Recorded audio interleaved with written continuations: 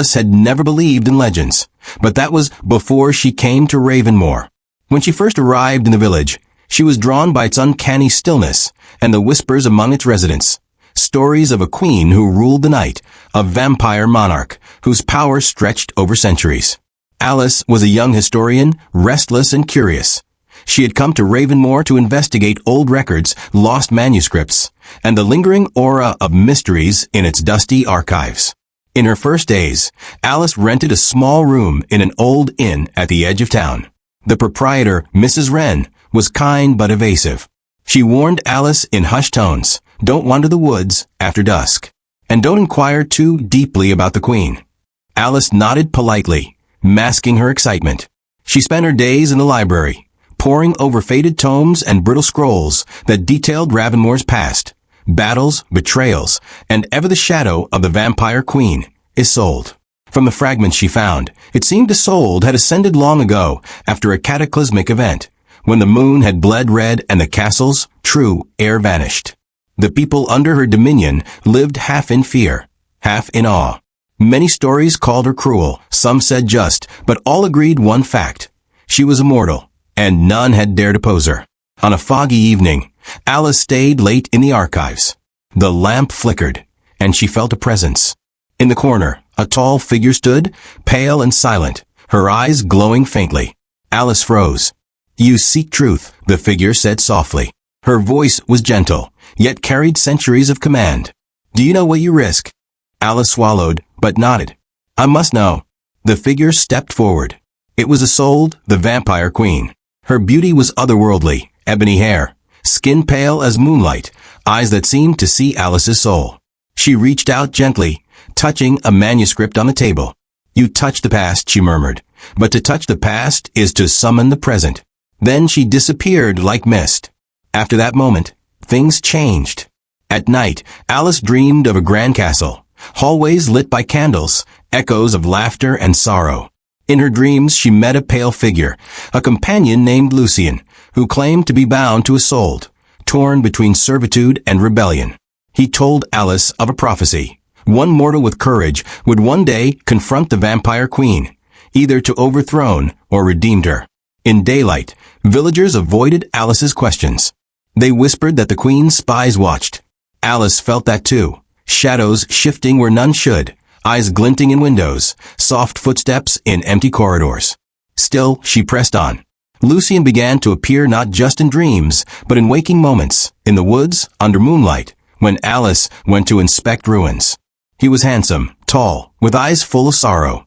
He warned Alice, Isolde cannot be destroyed by mortal means, but she may be freed by a sacrifice, by love, or by devastation. He told her that the Queen's heart, though hidden, still beat with longing. For peace, for forgiveness, perhaps. One night, under a blood moon, Alice resolved to approach Isolde's castle. She made her way through the forest, guided by Lucien.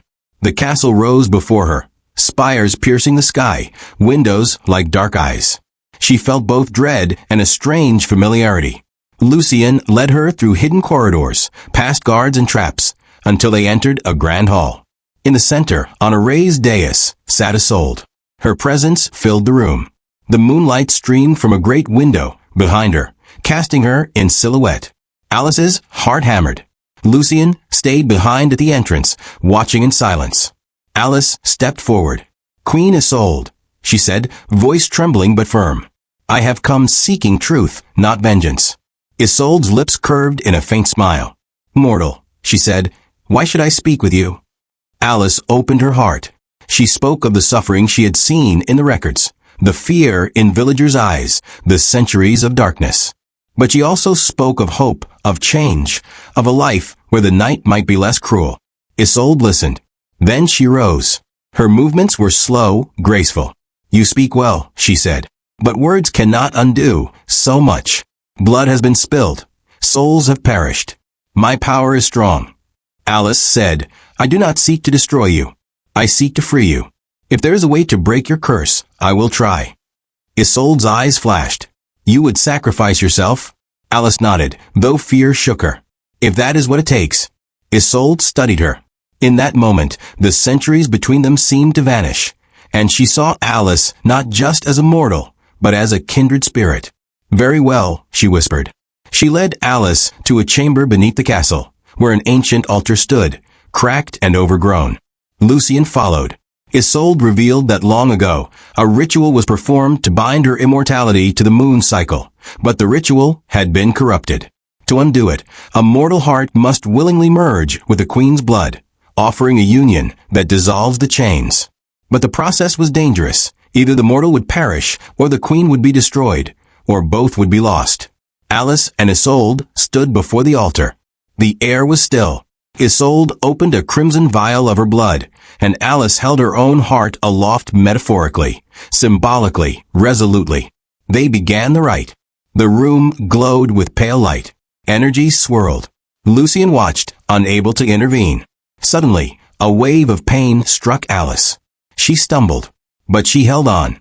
Isolde's voice echoed, "Stay with me, mortal." Alice, summoning every shred of strength, answered, "Yes, I choose this." A brilliant light filled the chamber. The ritual peaked. Then silence. When Alice opened her eyes, Isolde lay collapsed, still, pale. Alice felt her body trembling. Lucien rushed to Isolde's side, shaking. Alice staggered forward, tears in her eyes. After a long moment, Isolde's eyes fluttered open, but they had changed. They glowed softer, more human. She looked at Alice, astonished. The curse was broken. The immortal queen was undone, but reborn mortal, freed from darkness. Lucien fell to his knees, weeping with relief. Isolde rose slowly, hands trembling, then turned to Alice. "You have done what no one ever dared. You have released me. Thank you." Her voice was gentle. Alice reached out. Isolde took her hand. In that union, the centuries of silence, of fear, allowed a spark of forgiveness. Outside in Ravenmoor, the moonlight softened. Shadows receded. The villagers stirred from their night fears. The castle gates opened for the first time in ages. In the days that followed, Isolde walked among the people, no longer queen of night, but a humbled guardian. She tended to the wounds of the land, helped rebuild, and sought peace. Ravenmoor breathed again.